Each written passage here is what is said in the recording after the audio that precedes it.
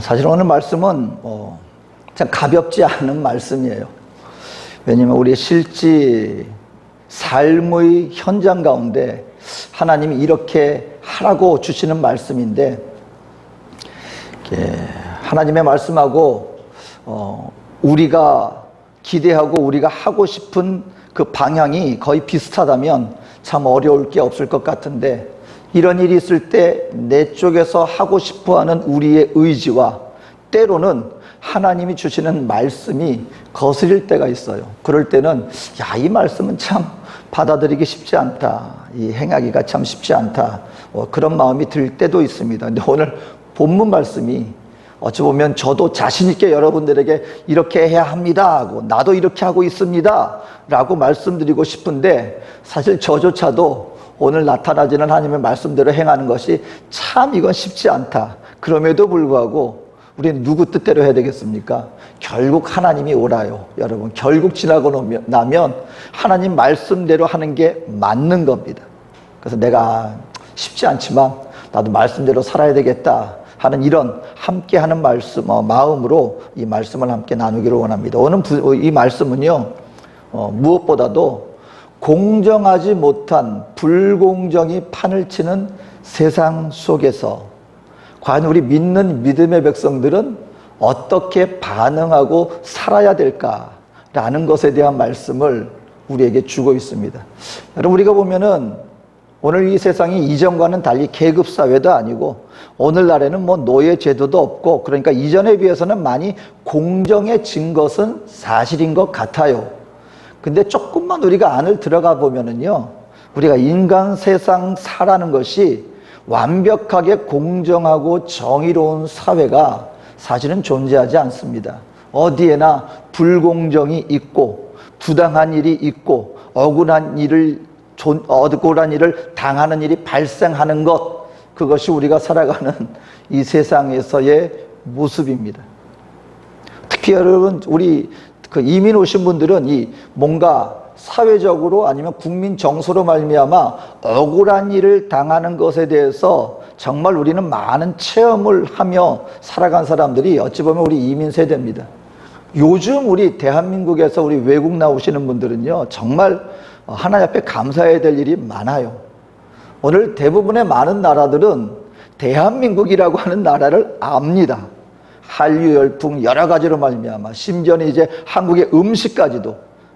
여러분, 우리가 현지인들이 과연 한국 음식에 적응할 수 있을까? 한국 음식 먹으면 막 냄새가 난다, 막 그랬던 적이 여러분 불과 얼마 전입니다. 근데 지금은 반대가 되어서 우리 상파울에도 보면은 식당이요, 주말만 되면 현지인들로 가득 찬답니다. 한국 음식 먹으러 오는 현지인들이 그렇게 많다는 거예요. 그러니까 요즘은 그래도 참 많은 것이 우리 대한민국 사람들이 해외 나올 때 그래도 어깨에 힘을 주는 그런 모습들이 있어요. 여권의 파워가 대단하죠. 그래서 어디 가서 당신 어느 사람이냐 그럴 때, 어느 나라 사람이냐 그럴 때, 나 한국 사람이다 그러면은요, 밝아지면서 관심을 가지고 이렇게 다가오는 모습이 오늘날의 모습입니다. 여러분, 1980년대만 하더라도 그때는 상황이 완전히 달랐어요. 그때 우리 한국 사람들은 특히 우리 다른 나라는 제가 모르지만 중남미에서, 저는 특히 파라과이에 있으면서 현지인들에게 한국 사람이 한국이란 나라도 모르고, 그리고 외국인으로서 살아가기 때문에, 외국인이기 때문에 받는 그 부당함, 억울한 일, 그중에 가장 대표적인 게, 예를 들어서 여러분, 교통경찰한테 만약에 우리 한국 사람이 걸리면 무조건 벌금입니다. 무조건 벌금이에요. 사고가 납니다. 현지인이 분명히 잘못했어요. 그런데 현지인하고 우리 한국 사람하고 딱 맞부딪혀서 사고가 나고, 분명히 상대방의 잘못인데도 불구하고 교통경찰이 와가지고 일을 처리할 때 결국은 누가 잘못한 걸로 결론이 나요?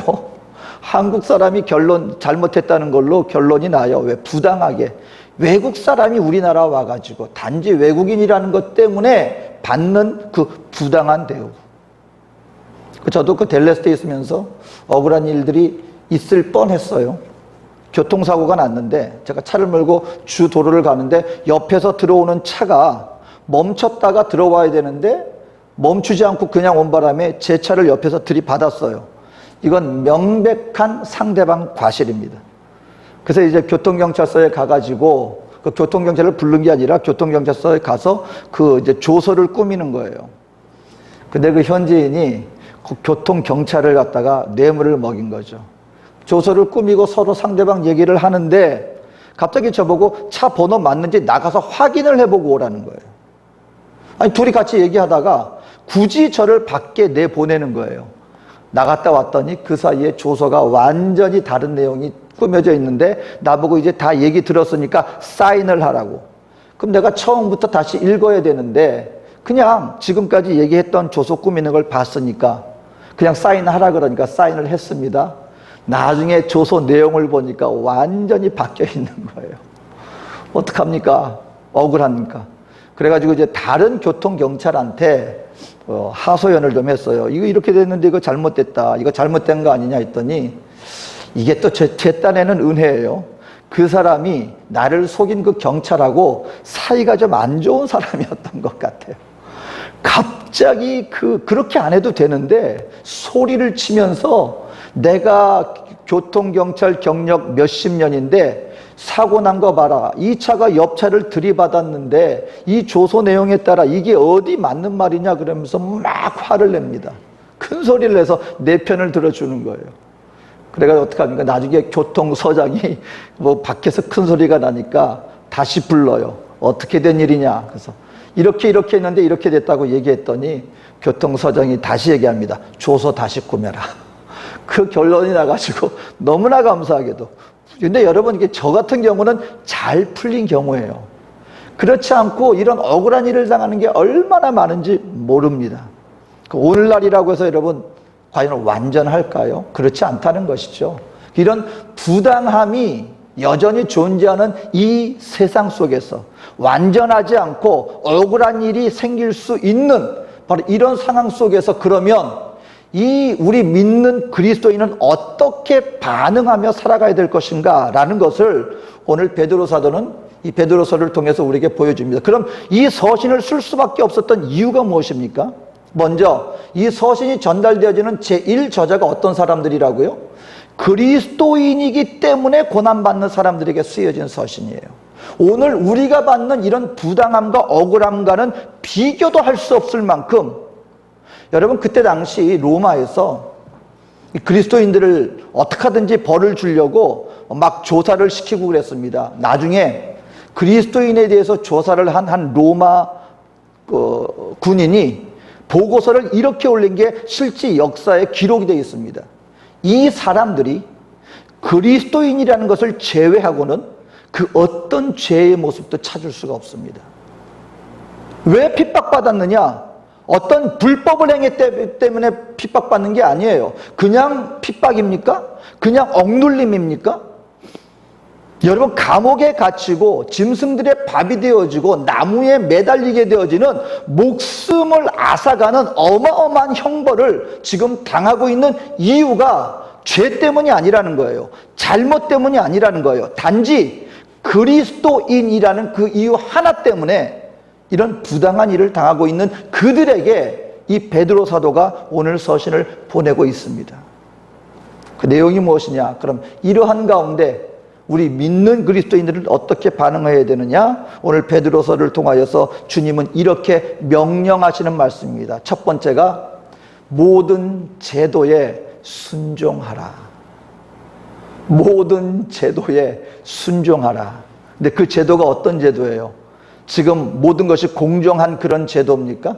합당하게 모든 일이 이루어지고 있는 그런 사회의 모습 속에서, 이런 사회 속에서 그리스도인이라면 더 잘 순종하고 더 지켜야 돼, 이게 아니라는 거예요. 분명히 기울어져 있고 잘못돼 있고 왜곡돼 있는 그런 사회 속에서 세워진 제도라 할지라도 그럼에도 불구하고 너희는 이 모든 제도에 우선 순종하는 자가 되어라. 오늘 13절 14절 인간의 모든 제도를 주를 위하여 순종하되 혹은 위에 있는 왕이나 혹은 그가 악행하는 자를 징벌하고 선행하는 자를 보상하기 위하여 보낸 총독에게 하라. 오늘 예수님을 십자가에 못 박게 내어지는 그 총독, 그리고 단지 그리스도인이라는 이유만으로 핍박을 감행하는 공권력을 가진 바로 그들, 그러한 제도들 가운데서도 이 제도 속에서 너희는 순종하라라고 말씀하고 있습니다. 세상 제도뿐만이 아닙니다. 삶의 현장 속에서도 오늘 18절에 보니까 사환들아 범사에 두려워함으로 주인들에게 순종하되 선하고 관용하는 자들에게만 아니라 또한 까다로운 자들에게도 그리하라. 생활 속에서 여러분, 오늘날처럼 고용주와 고용인의 모습 정도가 아닙니다. 여러분, 소크라테스도 그때 당시에 뭐라 그랬는지 아십니까? 노예들에 대해서 노예는 살아있는 도구다 그랬어요. 그 사회 개념이 그랬다는 거예요. 노예는 사람이 아니에요. 도구라는 거예요. 재산이라는 거예요. 그 제도 속에서, 그러한 사회 속에서 나에게 잘해주는 주인에게 뿐만 아니라 여러분, 까다롭다는 것이 그냥 약간 복잡한 그 정도가 아니죠. 그때 노예들에게 악하게 하는 주인들의 그 폭행을 한번 상상을 해 보십시오. 근데 그러한 자들에게조차 뭐하라? 순종하라. 여러분, 그때 당시에 노예들의 삶은요, 주인에 따라서 천차만별입니다. 오늘날 우리가 알고 있는 왜 그 흑인들한테 뭐 채찍질하고 그런 노예, 우리는 그 노예 개념으로 생각하지만 그때 로마에서의 노예들은요, 때로는 다시 말하면 본인들이 점령한 점령국에서 대단히 뛰어난 사람들만 차출해서 데려온 사람들이 그 안에 있었습니다. 지식적으로 탁월한 사람들, 또는 외모가 아주 출중한 사람들, 그런 사람들을 불러다가 본인들의 집에서 노예로 사용하다 보면 때로는 철학자도 있습니다. 그리스 철학자들도 있고 지식인도 있습니다. 그럼 그 사람들을 노예로서 막 막리를 시키는 게 아니고 가정교사를 시켰어요. 자기 집안의 자녀를 가르치는, 그리고 식구들처럼 함께 생활하는 그런 모습도 있었습니다. 근데 누구에 따라 달라져요? 주인에 따라. 정말 내 자식처럼, 내 가족처럼 여기고 함께하는 그런 주인도 있는 반면에 말 그대로 노예를 사람 취급 안 하고 어마어마한 학대를 가하는 그런 주인들도 존재했습니다. 그런데 오늘 베드로 사도는 성경을 통해 이렇게 말합니다. 잘해주는 그런 주인뿐만 아니라 너희들을 학대하고 너희들을 착취하는 그런 까다로운 주인들에게조차도 너희는 선을 행하고 그들의 말씀에 순종하는 자가 되어야 한다라고 얘기를 해주고 있습니다. 이러다 보면 오늘 이 시대 여러분, 우리가 살다 보면 우리가 볼 때는 사회적으로도 이것이 합당하지 않고, 그리고 뭐 부패한 일도 많고 썩은 눈에 보이는 일들도 많습니다. 이럴 때 우리 그리스도인들은 어떻게 해야 될까요? 총칼 들고, 그리고 그냥 머리띠 두르고 나가서 그냥 반정부 시위를 해야 되는 것이 과연 그것이 우리들이 해야 될 것인가? 오늘 성경은 다른 얘기를 하고 있습니다. 그 어떤 사회 제도 안에서 일단 순종하는 모습을 보여라. 그리고 그 안에서 마땅히 보여야 할 하나님의 사람으로서 살아가는 그런 공권력을 인정하는 모습이 우선시 되어야 된다라는 것을 분명히 말씀해 주고 있습니다. 다니엘의 예가 여러분 가장 우리에게 적합한 예예요. 다리오 왕이 다니엘을 굉장히 아낀 왕이었습니다. 근데 신하들의 모함으로 말미암아 그만 다니엘을 사자굴에 내어주게 되는 그런 일을 벌이게 되고 말았어요. 근데 문제는 뭐냐면 조서를 내렸기 때문에 왕의 인장반지가 한번 딱 새겨지면 그건 철회할 수가 없는 거예요. 왕 자신이라 할지라도 내가 실수했으니까 없는 걸로 합시다. 왕의 인장이 찍힌 조서는 철회가 안 됩니다. 다니엘은 하루 3번 기도하는 그것 때문에 지금 목숨을 잃게 생긴 거예요. 부당한 일이죠. 이때 다니엘의 영향력을 가지고 왕이요, 당신 잘못한 일 아닙니까? 하나님 앞에 신들 앞에 기도하는 것이 무슨 죄라고 이런 사형을 집행시킨단 말입니까? 얼마든지 들고 일어날 수 있습니다. 그러면 그럼 왕의 명령에 순종해야 되니까 그럼 내가 기도하는 걸 하지 말아야 되겠네? 다니엘의 선택은 그게 아니었어요. 왕의 명령이 있다 할지라도 우선은 하나님 앞에 마땅히 해야 할 바를 뒤로 물러서지 않았습니다. 그건 무엇입니까? 기도하는 걸 멈추지 않았다는 거예요. 그럼 불순종한 거 아닙니까? 근데 여러분, 다니엘은 사자굴에 들어갔어요. 왕의 명령은 뭐였습니까? 기도한 사람은 사자굴에 던져친다. 그것이 세워진 제도였어요. 다니엘은 왕의 명령을 거스린 것이 아니라 하나님 앞에 마땅히 할 바를 하면서 왕이 명령한 그 제도에 순종하는 모습, 그것이 무엇입니까? 내가 죽는다 할지라도 왕이 내린 사자굴을 내가 거부하지 않고, 내가 도망가지 않고, 내가 이것에 대해서 저항하지 않고 그 모습 그대로 사자굴에 들어가는 거예요. 왕의 명령에도 순종했고 하나님의 말씀과도 뜻을 거스르지 않는 그런 모습을 다니엘이 보였다는 것입니다. 오늘 이런 부당한 삶 가운데서 주님은 분명히 말합니다. 하나님의 백성들은 그 사회가 불공정하다고 해서 거기에 대해서 저항하고 권력에 대해서 저항하는 그런 모습이 아니라 어떤 제도라 할지라도 일단은 순종하는 자세를 보여야 한다. 그 가운데서 우리가 마땅히 해야 할 것 무엇이 우선시 되어야 됩니까? 하나님 앞에 서야 할 마땅히 나의 본분과 나의 믿음을 저버리지 않는 선에서 또한 이 땅 가운데 모든 제도에 순종하는 모습을 보이는 것, 그것이 오늘 베드로서를 통하여서 믿는 하나님의 백성들이 이 땅 가운데 보여야 할 모습이다. 이 세상 모든 제도에 순종하라. 그러면 왜 그렇게 해야 되느냐? 그 이유 또한 우리에게 말씀해 주고 있습니다. 베드로전서 2장 14. 그럼 우리는 아니 이런 부당한 사회 속에서 우리가 그냥 사회를 변화시키려고 그리고 이거 제도를 갖다가 우리가 아예 들고 일어나야 되는 거 아닙니까? 근데 주님은 그럼에도 불구하고 우리가 왜 악한 모습, 저항하는 모습, 복수하는 모습으로 나가는 것이 아니라 그 안에서 우리가 선한 모습으로 끝까지 나가야 되느냐? 그 이유를 이렇게 말합니다.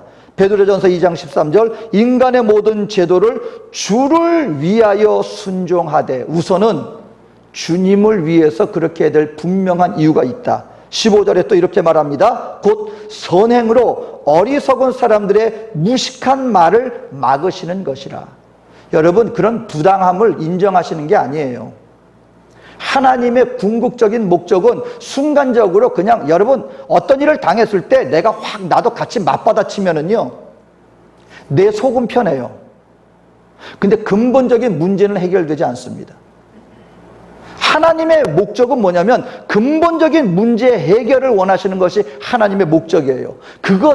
그렇게 무식한 말을, 다시 말하면 잘못된 일을 행하는 자들의 입을 막으려 함이라. 그게 하나님의 목적이거든요. 그럼 그것을 이루는 그 길이 무엇이냐? 싸우는 걸로는 안 된다는 거예요.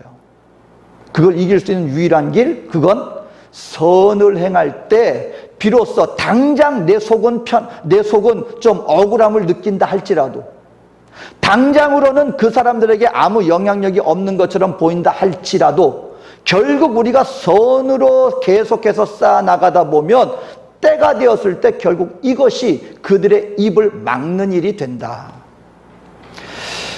여러분, 그때 당시 로마의 노예가 6천만 명이 넘었습니다. 그때 노예들이 들고 일어나면은요, 그 로마 자칫하면 큰 일이 생길 수도 있는 그런 분위기였어요.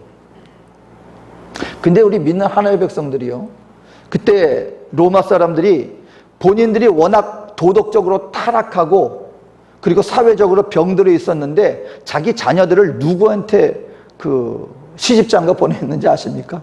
같은 귀족들이 아니라 그 가운데서 정말 선한 그리스도인들을 인정해주고 그 사람들을 받아들이고, 그리고 이 사람들은 도대체 이런 환경 가운데서 이런 핍박을 받는데도 어떻게 저러한 모습을 유지할 수 있는가에 대해 관심을 가진 사람들이 굉장히 많이 생겨나서 그들의 영향력을 받아 그리스도인으로 개종한 사람들이, 로마 귀족들이 굉장히 많이 생겨나기 시작했습니다. 여러분, 그 어떤 나라도 정복하지 못했던 로마가 나중에 기독교에 굴복하고 말았습니다. 기독교가 어떤 국가입니까? 그때 당시만 해도 수많은 그 출신들이 거의 노예 출신들이었어요.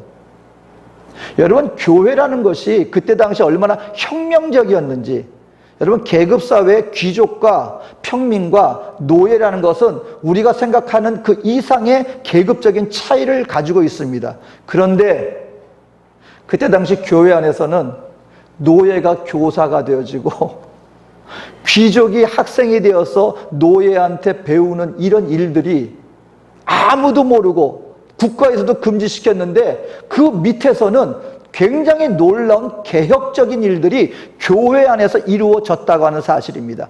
때가 되었을 때 기독교가 로마의 국교가 되었습니다. 만약에 순간적인 게 이 부당한 일에 우리가 저항합니다 했다가는 결국 어떻게 됐을까요? 로마 군병들로 말미암아 아마 더 멸망당했을 것입니다. 하지만 말씀하시는 거예요. 궁극적인 사람의 변화는 복수에서 나오지 않는다. 악에서 나오지 않는다. 그럼에도 불구하고 모든 것을 받아들이고 내 있는 곳에서 내 마음을 지키고 할 바를 다해 나가는 선함으로 말미암아 궁극적인 변화는 이 사회에서, 우리 개인에게서 이루어질 수가 있는 것이다. 주님은 말씀하시는 거예요. 그러니까 그들의 입을 막기 위해서 우리가 이와 같은 일을 보여야 할 필요가 있다. 또 한 가지는 주를 위해서. 결국 성경이 이렇게 말합니다. 오늘 19절 20절에 부당하게 고난을 받아도 하나님을 생각함으로 슬픔을 참으면 이는 아름다우나 죄가 있어 매를 맞고 참으면 무슨 칭찬이 있으리요. 그러나 선을 행함으로 고난을 받고 참으면 이는 하나님 앞에서 아름다우니라. 그러니까 여러분, 저와 여러분들 알아야 돼요. 이 땅 가운데 내가 억울한 일 당했을 때 여러분, 왜 우리 마음이 더 낙심이 되는지 아십니까? 이걸로 끝날 것 같으니까. 결국 나는 힘 있는 사람 앞에 내가 약하다는 이유만으로 이런 억울함을 당하면 이걸로 끝나면은 이 얼마나 억울한가, 이 얼마나 참혹한가. 근데 믿는 하나님의 백성들은요, 그럼에도 불구하고 내 마음을 지키고 끝까지 하나님 앞에서 선을 행할 수 있는 그 이유가 있습니다. 왜냐하면 이 인생은 이걸로 끝나지 않기 때문에. 그런 의미에서 하나님의 계심이 우리들에게 얼마나 힘이 되는지 모릅니다. 하나님이 계시기 때문에 결국 그날이 되어서 우리 모두가 주님 앞에 섰을 때, 하나님, 내가 잘못해서 고난받는 게 아니고요, 내가 하나님 말씀대로 내가 선하게, 이 땅은 부정하고 이 땅은 부당하고 불공정하지만 그 가운데 내가 하나님 앞에 마땅한 하나님의 백성으로 살려고 하다 보니 이런 어려움을 당하고 억울함을 당했습니다. 하지만 그럼에도 불구하고 내가 이 고난을 이겨냈습니다. 그러면 하나님이 그걸 칭찬해 주신다는 거예요. 하나님이 그걸 인정해 주신다는 겁니다. 그리고 이 땅에서의 삶과는 비교할 수 없는 놀라운 것들로 우리에게 갚아주신다. 여러분, 저와 여러분들은 어쩔 수 없이 그냥 주기만 하는 것만으로는 우리는 만족 못해요.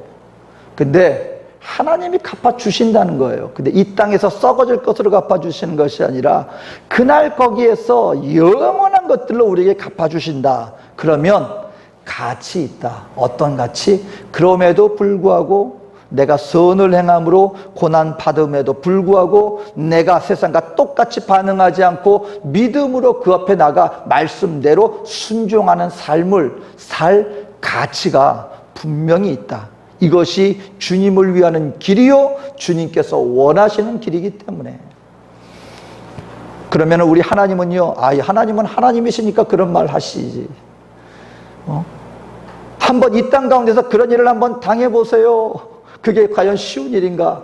근데 우리 하나님이 여러분 모르시는 게 아니라는 것을 알아야 한다는 것입니다. 하나님은 인간의 모습을 입고 예수님께서는 이 땅 가운데 저와 여러분들이 당할 수 있는 모든 부당함을 한 몸에 다 겪으셨어요. 그럼에도 불구하고 악으로 갚지 않으셨습니다. 그럼에도 불구하고 여러분 육신으로 갚지 않았습니다. 하나님 말씀에 죽기까지 순종하는 자의 모습을 이미 우리에게 본을 보여주셨다는 것을. 하나님, 그래서 우리 하나님은요, 진정한 지도자예요. 군대에서도 여러분, 앞으로 돌격하는 사람은 진정한 지도자가 아니래잖아요. 자기는 뒤에 가만히 있고 그냥 부하들만 앞으로 나가서 희생시키는 자가 아니라 하나님은 나를 따르라 하는 자라는 거예요. 제일 먼저 앞장서서 본인이 모든 걸 다 겪으셨어요. 제자들의 배반도 겪으셨고 공권력의 부당함. 여러분, 빌라도가 나중에 사형 선고 내릴 때 죄 때문에 사형 선고 내린 거 아니에요. 유대인 사람들이 반란을 일으키려고 하니까 그러면은 여러분 로마에서 자기가 찍히거든요. 그러니까 자기 입지를 위해서 무고한 예수님에 대해서 사형 선고를 자기의 권세로 이렇게 그것을 결정한 사람이 빌라도입니다. 이 모든 불공정을 다 당하셨어요. 여러분, 예수님을 잡으러 왔을 때 그 베드로가 칼을 가지고서는 막 저항하니까 예수님이 베드로에게 그러지 마라 그러면서 내가 12영이나 더 되는 천사를 불러다가 지금 이 자들을 멸망시킬 수 없을 줄로 아느냐? 여러분, 한 영이 한 군단입니다. 약 6천 명이에요. 12영이면은요 천사 7만 2천 천사입니다. 여러분, 소돔과 고모라가 천사 몇 명이라고 해야 될지 그 호칭이 좀 애매해요. 어떤 영적인 존재니까. 두 천사가 소돔과 고모라를 멸망시켰어요. 7만 2천의 천사들이 동원된다면 온 세계 군대들이 여러분 덤빈다 할지라도 예수님 말 한마디면 온 세계 멸망시킬 수 있는 힘이 있었다는 거예요. 그런데 예수님 어떻게 하셨어요? 안 했다는 겁니다. 이 세상 제도 안에서, 내가 세상 제도 안에서 나에게 주어진 십자가형을 내가 너희들의 구원을 위해서 내가 감당한다. 친히 순종의 본을 우리에게 보여주셨다는 것입니다. 사랑하는 성도 여러분, 우리가 볼 때 정말 이 세상, 제가 아는 선교사님 한 분 여기 남미 계시다가 저 유럽 쪽으로 가셨어요. 근데 그분이 여기 남미 있으면서, 그러니까 지금은 여러분이 중남미가, 지금 보는 중남미가 아니에요. 한 80년대 막 그때 되면 중남미는요 모가 판치던 시대였어요. 불법이 지금보다 훨씬 더 판을 치던 세대.